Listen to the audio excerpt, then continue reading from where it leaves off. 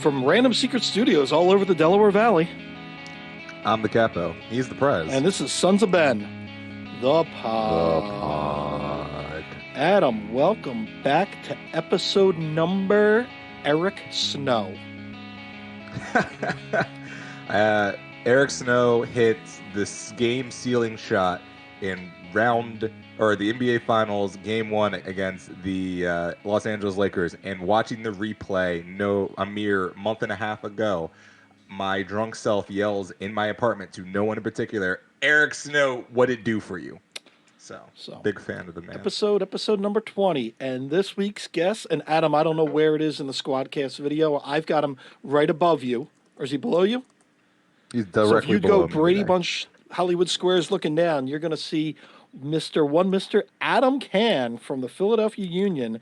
I've got him listed as the manager of marketing and digital for the team. Adam, is that true? That is my official title, along with anything else that I am asked to do. I will do it. I will execute, including this podcast. Well, He's a Swiss Army knife. This is a non-salaried podcast, so don't get your hopes up. It's kind of like being the handler of Fang. There's no pay, just glory.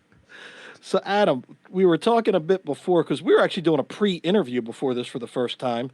Kind of get your background. Native, born and raised in the Carolinas, where it was in the Philadelphia region when the Union started as let's say, an independent writer.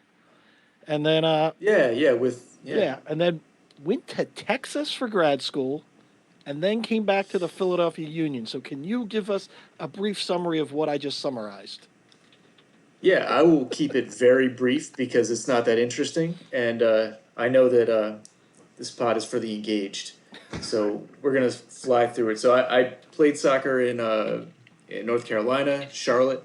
A bunch of British guys show up, start some clubs. I'm in a few of them. Then I moved up here for college. And that was when, just after I got out of college, a few years after that is when I met some guys like Ed Farnsworth and some people who were, hovering around the Casa world at that time and the 700 Club. And they were starting a website called the Philly Soccer Page. I remember that meeting, sitting in 700, trying to decide on a name. And then they asked me to write for it. I think my first post was like the dumbest joke about Dennis Bergkamp's birthday or something dumb, Johan Cruyff's birthday, I don't remember. And then eventually I had to do tactics writing and did that for the first year. And then 2011, I covered the team in the locker room. My biggest memory is Freddie Adu throwing a water bottle at Danny Mwanga, and in like a friendly way, and everyone looking at him like, you don't really get to joke like that with us. And then after that, I moved to Texas for grad school, Texas Tech, social psych and marketing, consumer behavior. And I still cover the team there. I was at the U.S. Open Cup semifinal against FC Dallas. Breck Shea sitting in a lawn chair above the press box. I got locked in, had to climb out of the stadium after that one. Oh, wow. And then eventually the Union offered me a job in 2018 as a writer.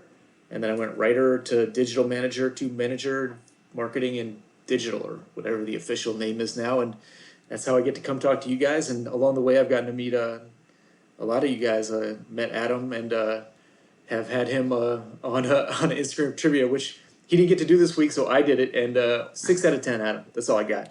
See, the problem I have with the trivia is not that, I don't enjoy it. It's just the market has become so saturated with my face. It's just like, at one point, there's just going to be an Adam Booth revolt where they're just going to be like this guy again. But at the same time, I was also moving, so that was difficult. But if you want me on next week, I will avenge that 6 out of 10 you just did. We got to keep the streak of trivia going well. You know what I was thinking, though? Every year, I think Independence Blue Cross does those like little face fat heads of different players. Yes. It's like you've got to be in the mix for one of those soon. This is how you get the entire family. This is how we create a monster. This is the Frankenstein right now. But this is literally a Netflix documentary making a murderer right here. But we were saying that the Philadelphia Union have started this train of Adam Booth by putting him on a billboard, and eventually his head might explode from from all the It's not called a movement. It's called a boothment. The Adam Boothman. Well, you see, this is why I had to add the fusion into my life, because it has to humble me now. As my meteoric rise, the fusion will be my lead balloon. We'll get to that crap, but I had to get back to this trivia thing because it sparked the memory of the last time I think myself, Adam, and Adam were in the same room together. Adam, have you recovered from your devastating loss at the Philly feud? I actually don't know what you're talking about. I don't remember this. Something about Sebastian Latou letting me down. That's all I. No. I'm not gonna throw him under the bus. Seba said the same thing about you guys. Good. Our rivalry continues.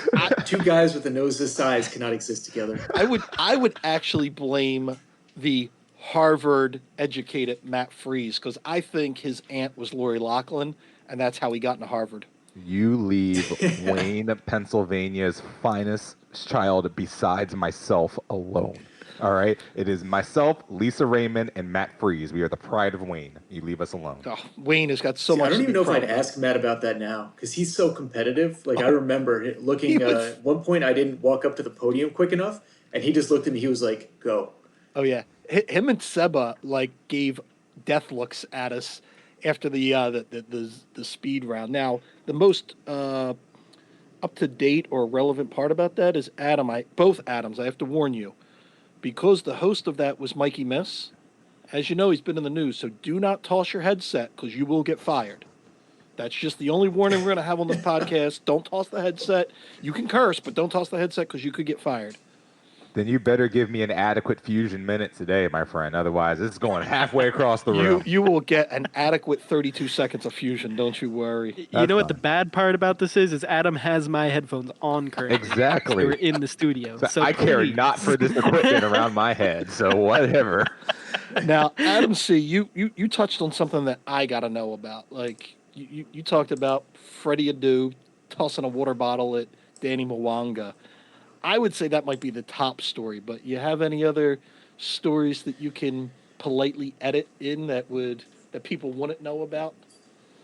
From those early years or from more recent? Man, you could give me crazy Peter Novak stories for days and I'm in, or you can give me, Fafa Picot riding dirty stories. Honestly, we should call the podcast Sons of Ben the Pod. We also want to know about Peter Novak at any given opportunity. It's just also a Peter Novak oral history in a podcast form. I mean, I am pretty sure that that Peter Novak stories are almost universally there's always a twist to every single one of them.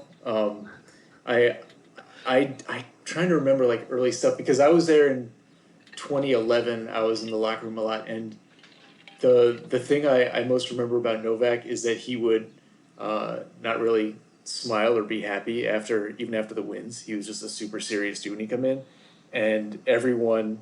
I'm trying to think. Who? Oh, you know what? I have a good story. This is actually not involving Peter Novak at all. It involves Antoine Hoppeneau. Oh, even better. And I used to go in the locker room with my friend Eli Storch, and he asked Hoppeneau, do a little on camera bit in the locker room, and so then Hoppeneau was like, "Well, how many buttons do you want me to undo on this shirt?" And just really wanted to open up the shirt, share the nipple love with all of us, and I will never forget that as my first introduction. Even the sort of little guys low in the totem pole here, when they get their on camera time, they're gonna take it. Fafa was a fun guy though. Fafa was one of the guys I had the most fun with last year. He one time it was right after training, and he was heading out, and he saw me in the parking lot and made this gigantic spin around in I don't know what it's a Mercedes or something, whatever he was driving, to come and catch up with me. And I thought he was going to tell me, "Oh, could you send me some photos or something?" Because he liked photos and videos. And instead he just comes up and he gets out and he's just just saying hi. Just wanted to give you a high five. See how the family is. I was like, man, that is just so sweet. And but you know what? And I don't have another funny story, but I have a really sweet story because I want to make sure everyone knows about this because Mark McKenzie is, I think, one of the best living human beings. And after the loss in Atlanta last year in the playoffs, normally I won't ride the bus with the players because digital doesn't travel with the team. But this time we were there because it's the playoffs. So of course, and get on the bus. I'm one of the last people on because I was helping video pack up all their stuff. And there are no like single seats, it's just like pairs. And it's kind of weird just to go sit, like ask a player to move over. Like, hey, could you move over and like give me some space? So I'm like stand up in front of the whole team and like everyone's pissed off. And Mark McKenzie's just like, yo, you can sit right here. And, like we didn't talk. We just kind of sat there quietly, like looking at our phones. But it was one of the sweetest things that a player could do after such a rough loss. And I will always remember him doing that. So Adam, this is what I get out of it. Adam Cann is Forrest Gump and Mark McKenzie is Jenny. You know what? If he's okay with it, I'm okay with it. We're just trying to give you guys content. You can do the video. It'll be great. They already got Kevin Casey doing Forrest Gump jokes. True. We might our cup runneth over with '90s movies references. Which Mark McKenzie might not even get. No, he won't. Yeah. No, he won't. Hopefully he's got the Netflix, and he can watch. Yeah.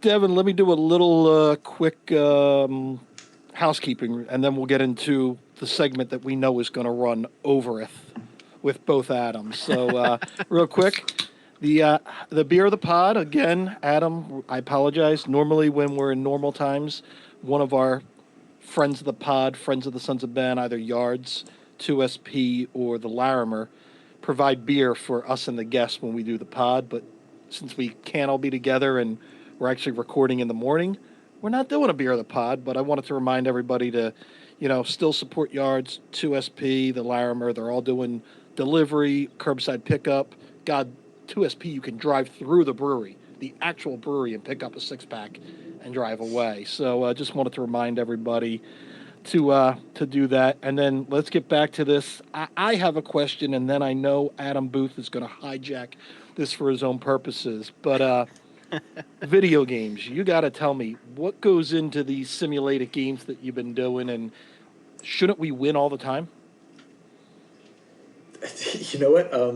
Wow, do I really want to reveal all of our web manager? But Tom's like legit, secrets? you're like Matt is asking for the man behind the curtain at this point with the video game simulations. Like this is yeah.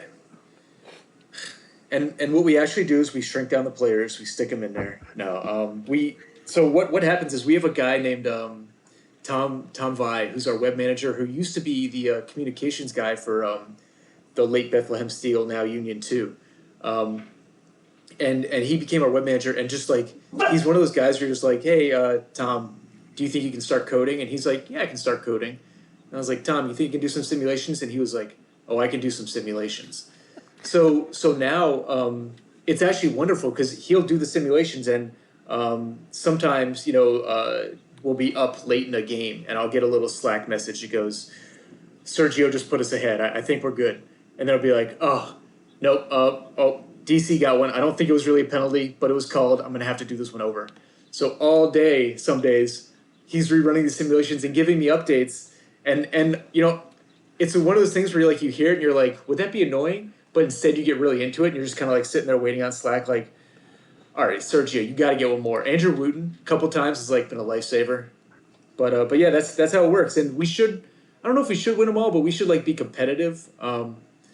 Even in the one he did where he built all of the healthcare workers. I think we ended up being pretty good in those. And yeah, he just does them. He replays them until he gets the right result. And that's the way real soccer should work too. That's how my FIFA games work and have been working for a very long time. I'm not going to lie to you. I've lost maybe 3 matches in the history of my entire player career. So he just sets all those sliders for his team all the way up, and then the sliders for the other team all the way down. And if the Union have 7 U.S. Open Cups, 4 MLS championships, and I've been asked by Tottenham to be their manager twice, but I refuse it, maybe that happens. Adam, this is the only segue. This is the opening. Good evening, everybody, and welcome back to the Fusion 35 and a half seconds. Now, I have to be a little somber this week. In the Melee tournament, the Fusion did fall to the Florida Mayhem 3-1 in the semifinals. Now, this is the Mayhem's revenge after falling to the Fusion 3-0 in the opening tournament held here at the Met before the pandemic hit. I will say that the combination of EQO and Poco was not as good as I was hoping. But I will say Carpe, as always, is still an MVP kind of conversation, and we needed more Chipsa. That's really about this. Boombox did solid, Alarm did solid, more Chipsa was needed because more Doomfist play was definitely needed. Too many dives, not enough DPS bullets coming out of here. I need more EQO in my life. Now, Adam, how good are the Florida Mayhem? Florida Mayhem, I say, we're a team that are definitely on the rise. They started as a squad that was, they came out of the gates. They got a good victory in the first week against Washington, then stumbled against Philadelphia, had a couple of setbacks. But it seems since the pandemic hit, some teams have risen that roller coaster, if you will. And Florida Mayhem definitely shooting up the power rankings this week in the OWL, or as I like to call it, the OWL standings. Here's my take, and then I'm going to let Adam C, not Adam B, Adam C comment. Okay, one, who names these damn teams? I keep saying it. That Florida Mayhem sounds like what happens in Florida on spring break and during pandemic. So is that not a perfect name? No, it should be Florida Cracker, Florida White Trash. That's what it should be. And two, also, no, that'd be Georgia. Georgia. You talking about the names? I swear to God, I feel like I was stoned listening to early Wu-Tang. Chipsa, Dipsa, Fucksa, DPL it's slides. Carpe, EQO, Chipsa, Boombox, Alarm. Mute him like we would, and Adam Cann, I got to get your intake because I was watching your face and I thought you were going to explode listening to that commentary. I enjoy the Fusion. However, those names are not familiar to me. Could you go through them one more time, just like one at a time? So let me break it down to you. So on your DPS players, your high energy, your damage bringers, you have Carpe, easily team MVP coming up here. Got EQO, who is using the newest Overwatch member, Echo, to the best of its ability. A hero that I'm pretty sure they're going to have to nerf because she seems to be too powerful at the moment. Then you got Boombox, Alarm on support. Those guys, fantastic about it. Funny Astro, also really good on support. But the guy we all want to talk about is Chipsa, a man who is probably the most arrogant human in all of Overwatch League, who's played one map so far, but he is dominated. He plays the Doomfist character. He's ranked #1 Doomfist in the world. Funny thing about Doomfist, not used that often. So when he is, but he is probably the best interview and got one of the best personalities out there. So I love it. This team is arrogant. They literally trash talk every single team before the game, before the matches, during the matches, and even if they lose, trash talk them after the matches. I love it. All right, so are you going to get a Chipsa, Dipsa, whatever T-shirt like we used to have with the Union players? I already like have a Carpe jersey. Not a jersey. I'm just saying like one of those shirts that go Chipsa, Dipsa, all across the chest. So they have a shirt that says Chipsa and Carpe on it, and it's fish and chips. All right, in Sons of Ben news, since this is a Sons of Ben pod, Drunken Union Zoom meeting or happy hour this Friday evening. Adam Cann has not been part of this. I think he needs to be because last week we had your boy Fafa Picault came on. It was probably the funniest thing I ever saw because he was literally driving around Dallas-Fort Worth doing his errands, so he had it on his phone. He was in a Puma store. He was getting takeout. He was eating. We had Aronson on and Fred. We had some good Fred talk, a lot of Union Hulk Fred talk. So I think now we need Adam with a couple drinks in him, and he could tell us some more stories. Oof. Adam in the can. Yeah, you get to battle one Jonathan Tannenwald for speaking time. Absolutely will not do that. I have spent many trainings standing next to Jonathan Tannenwald and being spoken to and speaking with. He knows way more than me. I'm not afraid to say that. You have to find the gaps in his conversation and just fit in there. You just be like, you just get your edge and wise and when you just in between sentences. This is like the Miles Davis play the pauses, play the silences, yeah. That is my favorite old person reference of the day. Is that there one we go? That's it. And then we're still for the Sons of Ben. We're still looking at possible viewing parties for when this Disney World tournament starts. So we're looking at some parks and some other venues. So hopefully, once we get more information on what's allowed out there, 10 people, 20 people, 100 people, we're going to try to figure something out and do that. Now, speaking of in union news, Devin, we got to get some like boop, boop, boop, boop, boop, boop, boop, like sound effects and we all, have you know. it. Okay. Oh, is it Katie Fellinger doing the? Yeah, I'm gonna. No, I'll have to go individual ask workouts. KYW. Oh, for the typewriter. Yeah, we need the typewriter from KYW. That would be so nice. I think we still have the Katie Fellinger bit where she just imitated the typewriter. Yeah, well, I'm gonna have to go back and get that. Yeah, I think Katie stole that from KYW. I really think she actually took it. Like, there's probably an MP3 file on a thumb drive. Or it's like a Geico commercial. Hey, woodchucks, stop chucking that wood. But the question is, because I know Adam's been there, players started individual workouts in Delaware because the state's locked down, but the practice facility isn't. Doesn't make sense. But any idea when the players are going to go to that luxury prison called Walt Disney World? And will you be in attendance? I do not know the exact dates of it. I do not know basically anything at the club level. They negotiate this on a national scale, so I'm kept in the dark, which I'm pretty thankful for because I don't really want to be in the position of having to be like, oh, can I say that? Can I not say that? Because that would make me uncomfortable, and especially nowadays when you don't get to talk to many people. Every time you do, you're like, let me tell you everything that I've had pass through my head in the past 2 months. So I'm not sure when, but I also I've never been to the wide world of sports, so I don't even know how luxury it is. But I'm not sure when they'll go down. I'm not sure when anything will be finalized or if it will be, but I hope I get to go down. I think it'd be like once in a lifetime weird experience, being just locked down with a bunch of guys from like Ale Bedoya all the way down to like Jack DeVries, who guys like Brendan Aronson who were getting driven to practice a couple years ago or a year ago. Yeah, so I'll give you a wide world of sports. I've been there a couple times because I've coached some tournaments. Huge complex, spread out.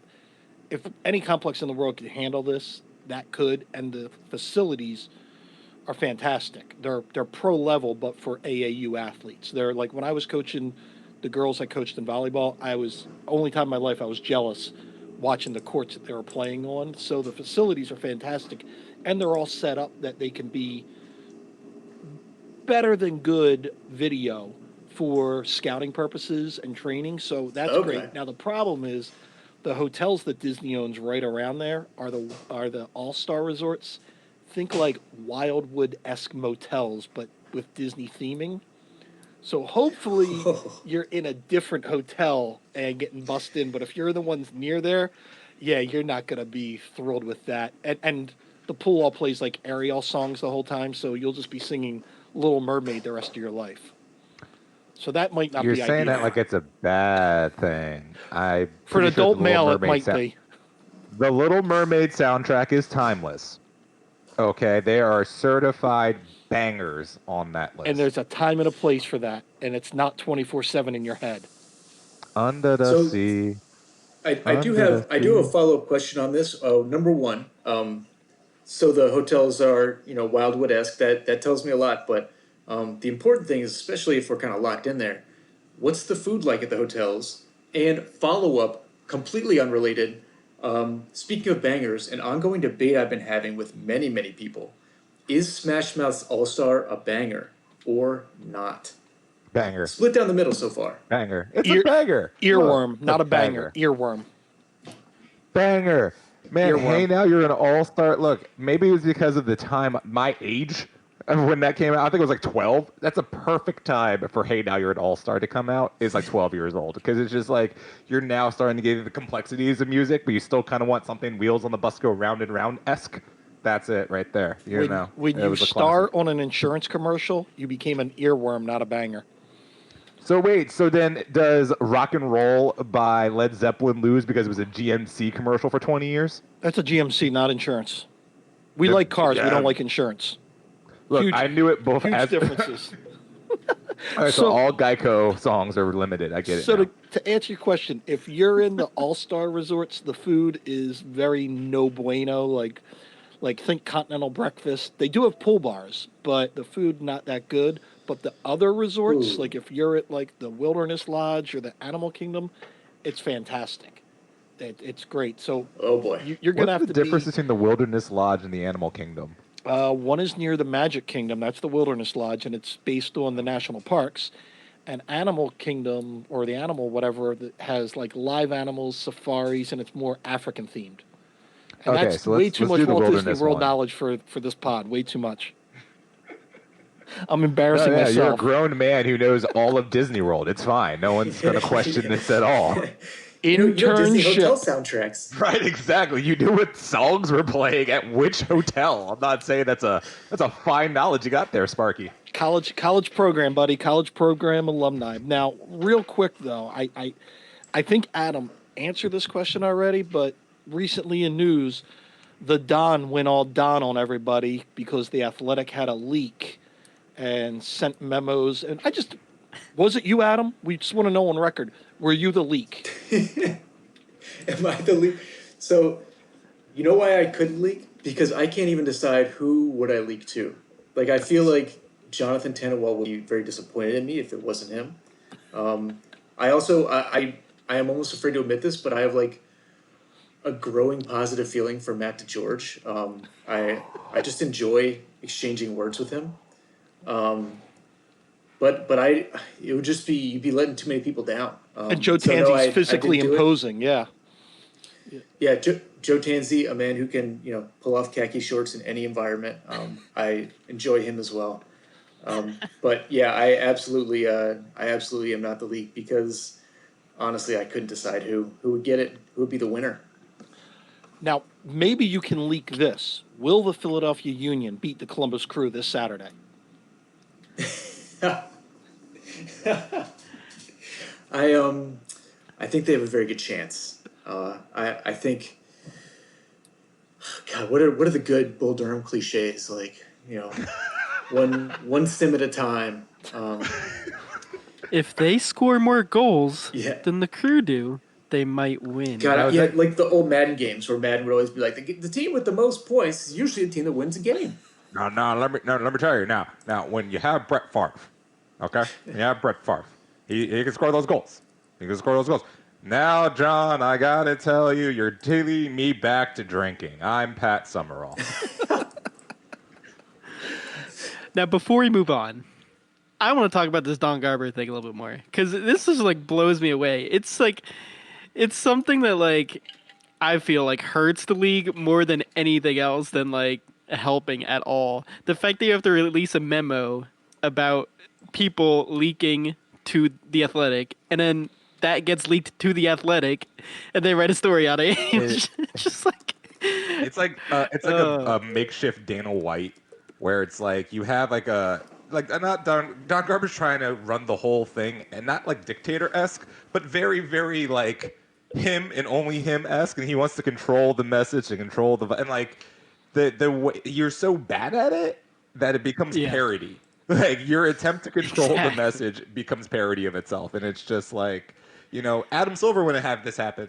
That's all I'm gonna say. That man runs a tight ship up there in New York. Well, in other breaking news, Commissioner Garber's office has not gotten back to us on our request to have him as an interview. I want the deputy commissioner. That's what I want. There's two of them. Which one? Whichever one does the draft on day 2. I want the guy I want whoever is the Mark Tatum of MLS to be here for us now. Oh, man. But yes. Or whoever that lovely woman was from the NFL. I forget what her name was. Whoever she was, the deputy commissioner there. I want her. Someone. Not Garber. He's useless. All right. Now, I've got questions for Adam because, as we know, the Bundesliga is back. And as a marketing and digital content expert, I've got to ask you. This week, the first week, people were complaining about, The stadium sounded like a cavern. It was echoes all over. So then they decided to the Dortmund Munich game. They decided to pump in sound. Fan or not fan, and then we'll all weigh in.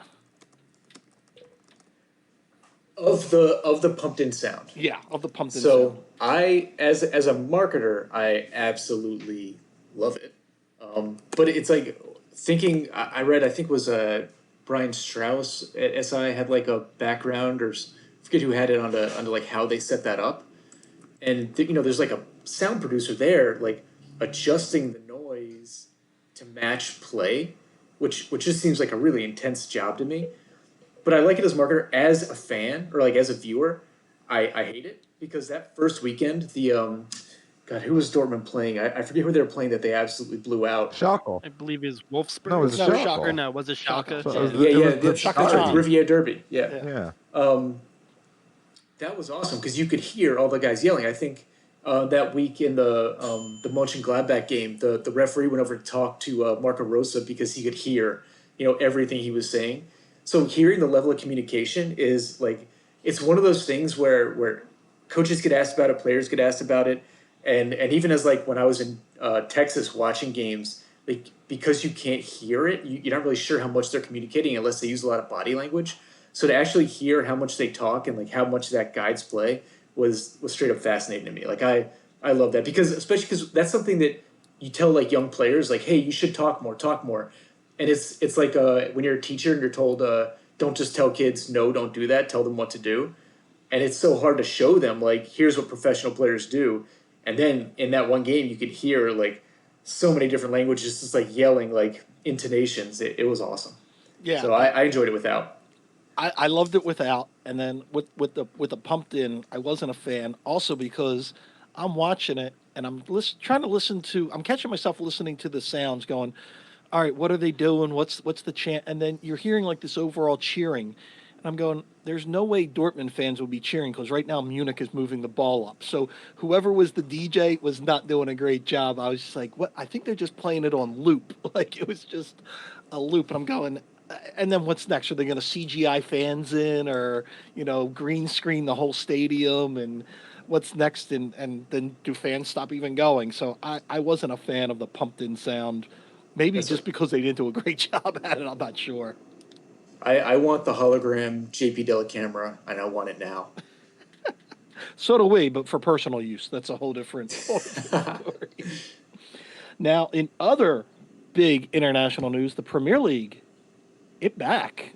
I think today was phase 3, Adam, you saw? Adam Booth. And it looks like they say June 20th, but I just saw June 17th.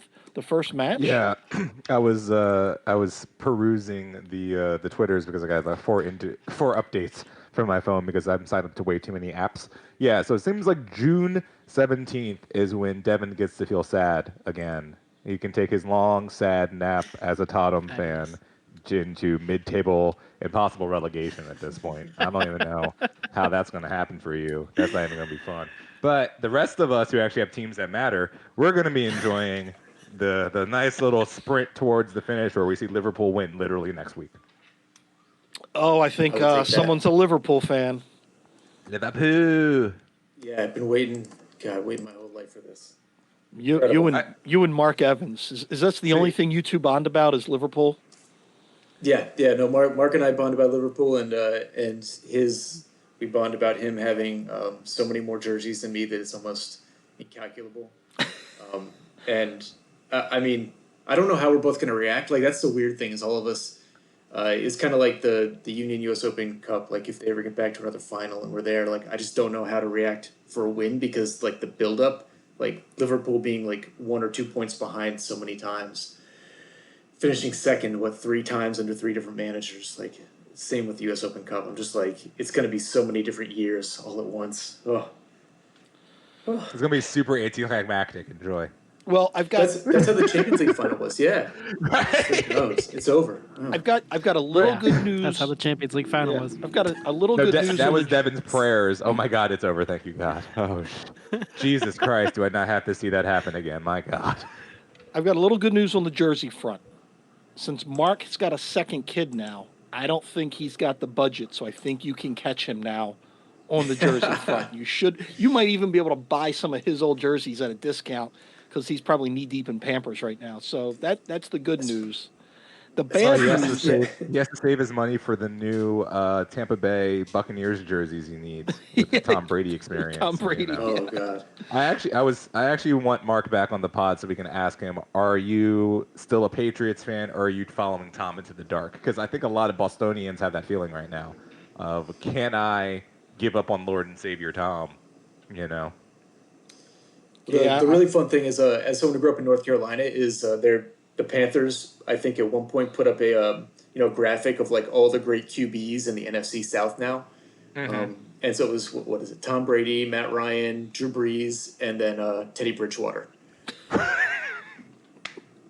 And I was like, well, it's okay that someone put this up, but it probably shouldn't have been the Panthers. One of these things is not like the other. One of these things just doesn't belong. Now, I do have a little bit of a gray cloud in this joy that is the Premier League coming back and possible Liverpool.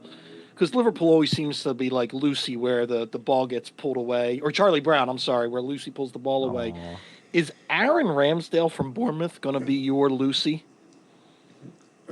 Apparently, he just tested positive, and he's been in, playing with Bournemouth, and he said he went to the grocery store. Is this something we should worry about, or just we don't need Bournemouth? We don't need Bournemouth. Like, look, this is the same thing. Not to interrupt, but this is the same thing that was going on in the NBA right now. Like, they were saying, let's bring back all the NBA teams, and like, Damian Lillard straight up said, I ain't coming back unless we got a shot at the playoffs. Like, what's the point of me showing up here unless we got a shot at a chip? There's no point. So I'm like, look, we don't need Bournemouth. Send them home. Send them home. We need 1 week for the Premier League. We need for Liverpool to get the title, and we can just literally cancel the season after that because there's no point. But doesn't Liverpool have to play Bournemouth? I mean, Liverpool just need enough points, and then after that, you have to come up with like some kind of amazing obstacle course, amazing race style. Pick 2 guys from each team for the bottom 6, and that's your relegation battle right there.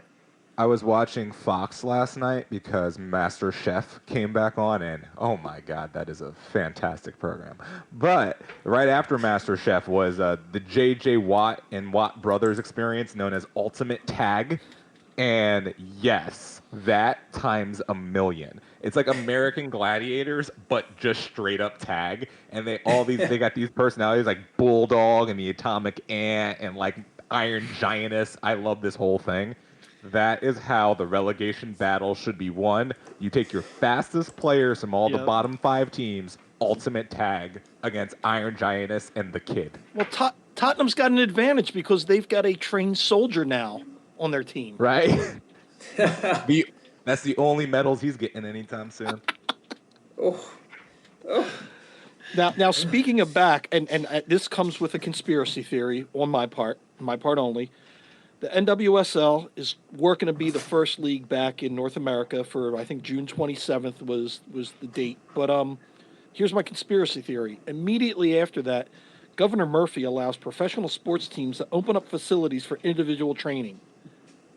Wait. Doesn't Governor Murphy own a professional sports team in the state of New Jersey that just said they were going to be the first league back? Wow, this is... Matt, the Sixers and the Flyers are headquartered in New Jersey. So shut up, because we need them back too. Just ignore it. I understand the conspiracy. Ignore it. The Sixers and the Flyers need to play. So shh. Okay. All right. And actually, here, I'll provide the smoke screen here. I didn't even know this until yesterday, until I was researching a little bit. Governor Murphy was part of the U.S. Soccer Federation board in, 2018.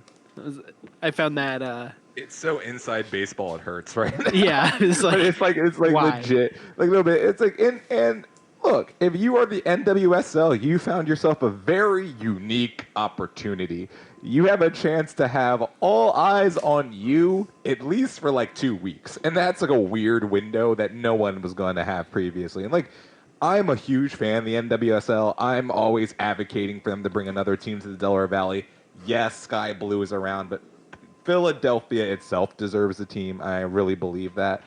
But you have this very unique opportunity to be the first major league back. And I mean, yeah, you're going to try your damnedest because you might not have this window ever again. There's hopefully no more pandemics anytime soon, so you might not have this opportunity. Very true. Listen, I'm hoping for any and all live sports back. I'm appreciating the National Cornhole League, but I don't know if I can keep watching that anymore. But You're still Johnsonville missing our Brats. Overwatch appointments, Matt. I keep trying to get you on the calendar. I said sports, for a Adam. Sunday. I said sports. A little Sunday matinee, Fusion versus Dallas Fuel, but you can't even get up on the feed. Man. I will. Yeah, because it's not a real sport. It's on a feed. If it's not on ESPN or it's not a real sport. It's not the Johnsonville Brats Cornhole League, buddy. It's not the Johnsonville Brats Cornhole League. Did you not see the Tetris tournament that was on the outro? No, I did not. All right, well then we can have that conversation later. But I did want to say I am very excited that your Philadelphia Flyers are number 1. Did you see that, Adam? Yeah, I am so pumped. And only because this is actually a year we have a goalie. So I'm like, yay, let's actually do this thing. And did you hear that Pittsburgh might be one of the host cities for this like round robin thing that they're trying to do? And it's so nice that they give the Flyers a home game because, the Flyers have been such a dominance in that building for so long. It's so nice for us to have a home game in this because, I definitely – and, if there's any version of fans allowed within a 2-block radius of that arena, it'll be orange. Like an orange band of humans surrounding the structure. It's going to be fantastic. Two groups I would not want to see break quarantine would be Flyers fans and Penguins fans. Oh, they'll break each other back into quarantines, but just because of, bloodshed. That's like a petri dish, like Lake of the Ozarks kind of petri dish. Speaking of the Ozarks. All of these things kind of do the trickle effect, and, I'm excited to hear that the states are going to try to put something together, I'm also the first person to say, if these players ain't trying to play because of their various reasons, I'm not really trying to force them either. I know a lot of people are just like, shut up and play. All the Americans have to get back to work and all that, blah, blah. And I get that. But at the same time, I'm like, the circumstances of professional sports are a little bit different. There's a lot of travel in that. There's a lot of human contact in that. There's a lot of being around people that a lot of jobs in America do not possess. So I think there's more inherent risk in some cases. So if these guys are like, I don't feel safe, and I'm like, he doesn't feel safe. That's okay, I can't argue with it, but I also do get a little upset because, there are people in this pandemic not working. And there's people that have the ability to work. And, maybe they're not making the same amount of money that they were making as a professional athlete. But, it's hard for me to say, oh, yeah, if you don't feel safe, don't work, where there's millions of people that would be willing to go back to work if they could at any moment. So, of course, I believe that it's a situation for which when you have the uniqueness of what we're doing here, I'm not even trying to discredit the millions that are trying to go back to work. I'm a person who would love to go back to my office at any given moment. It's just, for me, I see a lot of what both sides are saying on this, and it makes me say at the end of the day, we are asking them to entertain us. That's the job that they're doing, is to entertain us. It's not like they're doing a service, if you will. Like, it's not like they're doing an industry. Their industry is entertainment. I don't necessarily put that on the same level as a lot of other jobs, to the point where I'm like, you must get back to the will, because it just doesn't feel the same to me. It feels a little bit different. Now, I can completely be in the minority in this, and totally okay with that, because I was also the person back on March 10th being like, maybe we shouldn't have that soccer game against San Jose on Saturday. Maybe we should possibly postpone that, and got lit up on Twitter. And I was just like, just maybe we should hold off for a second, and then they closed the whole league. And I'm like, oh, okay, bye. Well, getting lit up on Twitter shouldn't be your barometer, because you could say anything and get lit up on Twitter. I have a lot of enemies. Wow, it's just Adam Cann. He's just got a lot of burner accounts. He has a no. It's Tim McDermott's burners, and we know this. Speaking of Adam, I want to be clear about this. If Tim McDermott has burners, I would be running them. I will handle that for him. But to my knowledge, he does not. You're the Mike Ryan to his Dan Le Batard. You're just like, yeah, Mike, Adam, run my Twitters. Get my Twitters. Can you at least get us access to the promised picture of little Timmy McDermott when he was posing with Jeffrey the giraffe from Toys R Us? Oh, yeah, Super Toy Run, Tim. Toy Run, Tim. He revealed on this pod that he did a Super Toy Run in Toys R Us, and that there is a picture of him with Jeffrey the giraffe with his toys wearing like 80s mom jeans. And he told us he was going to send it to us, but he hasn't. So we know this photo's out there and we can't get our hands on it, but we think a digital mastermind like yourself could obtain said picture. Wow, yeah. And then, I mean, the tricky part, is if I did have that picture and I could use it for some kind of leverage at my current position, like, would I want to reveal that publicly? Yeah. All right, but once you do leak it, make sure we get a copy of it. That's all we ask. Just a small favor. We can do this in the chat later. This ain't no thing. You guys know we're approaching the singularity anyway, so soon it won't matter if it really happened. We'll have the technology to make it seem like it did. Look, anytime someone mentions the singularity, I'm here for it. I got several books back here you'd love. We're getting to that uncanny valley right here, man. But the last bit of news I had for both Adams is looks like the Sixers are going to be back soon, because they're back to individual training because Camden is back open. Now, I wish they would open up my marina in Camden so I could work from the boat, not work from the home. But silence, mortal. The Sixers are back. We must rejoice as the Sixers are back. First off, let me tell you this, all right? There has been no weirder place to be than Sixers social media during this pandemic, because Sixers social media is a weird place to begin with. We're always upset, weirdly optimistic, but also crushingly depressed at the same time, always. And now we're just in this weird holding pattern where the Sixers are like the 6th seed, and like we were going to go on the road for the playoffs, and it was going to be awkward and weird, and we might not have Ben Simmons, but Ben's back. We might have a Benjamin Simmons back, and if anyone has checked Yahoo, we were the simulated champions. So apparently someone who's running the simulations over at the Yahoo believes that the Sixers are good enough. And let me be clear. There would be no more Philadelphia thing in the history of mankind than to have both the Flyers and the Sixers win their respective championships in Orlando. Are you forgetting that the Union are going to win that tournament in Orlando? Sure. But here's the thing. For MLS, not as weird. 3 for 3. 3 for 3 in the summer. That's what we're doing. 3 for 3. Yeah, no, I mean, look, we have the League's Cup, the Campeones Cup, all that stuff in our league, so that's not as weird. But just to say that the Sixers will win a championship for which we will have to have a parade on Zoom for, I am so ready for this, and it's obviously the destiny of all of these respective teams.